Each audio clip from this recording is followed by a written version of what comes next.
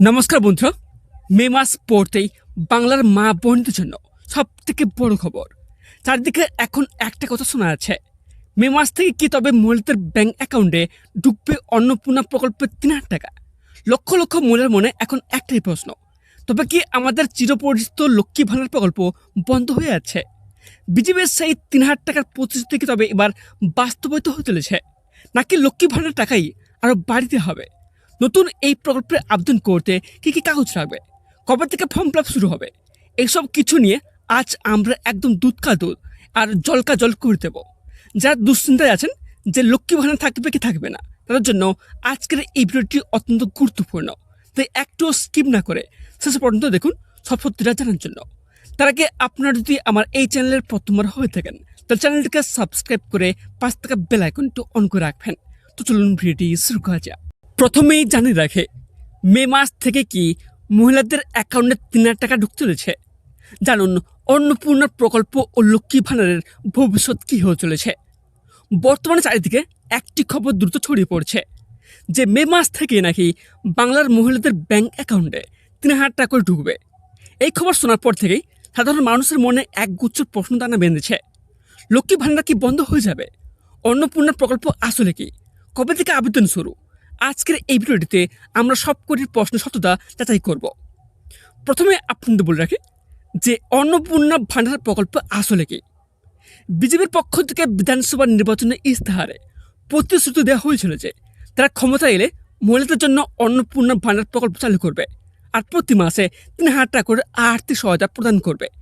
যেহেতু বর্তমানে নির্বাচনের আবহাওয়া এবং ভোটের ফলাফল নিয়ে জোর চর্চা চলছে, তাই এই প্রকল্প নিয়ে আবারও জল্পনা শুরু হয়েছে। তারপর এর পাশাপাশি আপনাদের বলে রাখে, মে মাস থেকে কি টাকা পাওয়া যাবে। সবথেকে গুরুত্বপূর্ণ বিষয় হলো, এখনও পর্যন্ত অন্নপূর্ণা ভাণ্ডার প্রকল্প নিয়ে কোনো অফিসিয়ালি ঘোষণা বা সরকারি নির্দেশিকা জারি করা হয়নি। মে মাস থেকেই টাকা ঢোকার যে খবরটি রটছে তার কোনো ভিত্তি নেই। কোনো প্রকল্প চালু করতে গেলে তার আইনি প্রক্রিয়া ও ফর্ম ফিল আপের প্রয়োজন, যা এখন পর্যন্ত শুরু হয়নি। তাই এখন থেকেই ৩,০০০ টাকা পাওয়ার আশা করা ঠিক হবে না। এরই সাথে অনেকের মধ্যে প্রশ্ন জাগছে, লক্ষ্মীর ভাণ্ডার কি বন্ধ হয়ে যাবে? এই নিয়ে সাধারণ মানুষের মনে সব থেকে বেশি ভয় কাজ করছে। জানেন নাকি, লক্ষ্মীর ভাণ্ডার প্রকল্প বন্ধ হওয়ার কোনো অফিসিয়ালি খবর নেই। রাজ্য সরকার বর্তমানে সফলভাবে এই প্রকল্প চালিয়ে যাচ্ছে। সম্প্রতি ভাতার পরিমাণ বাড়ানো হয়েছে। সাধারণ শ্রেণী ১,০০০ টাকা আর SC/ST ১,৫০০ টাকা। নতুন কোনো ঘোষণা না আসা পর্যন্ত লক্ষ্মীর ভাণ্ডার বন্ধ হওয়ার কোনো সম্ভাবনা নেই, এমনটা সূত্রের খবর। এর সাথে আপনাদের বলে রাখি যে অন্নপূর্ণা প্রকল্পের আবেদনের জন্য কী কী কাগজ লাগবে।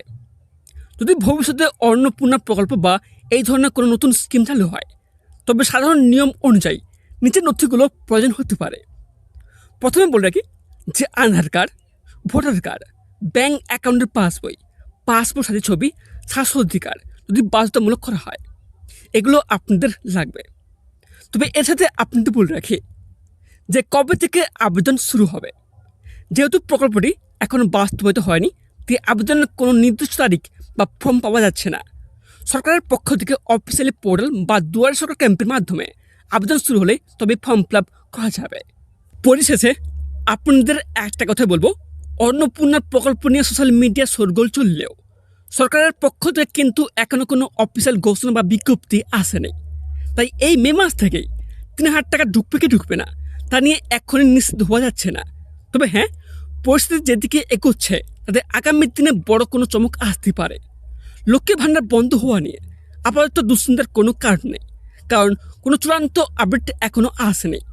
যখনই সরকার থেকে ফর্ম ফিল আপ বা নতুন কোনো নির্দেশিকা দেবে, সবার আগে আমি আপনাদের ভিডিওর মাধ্যমে জানিয়ে দেব।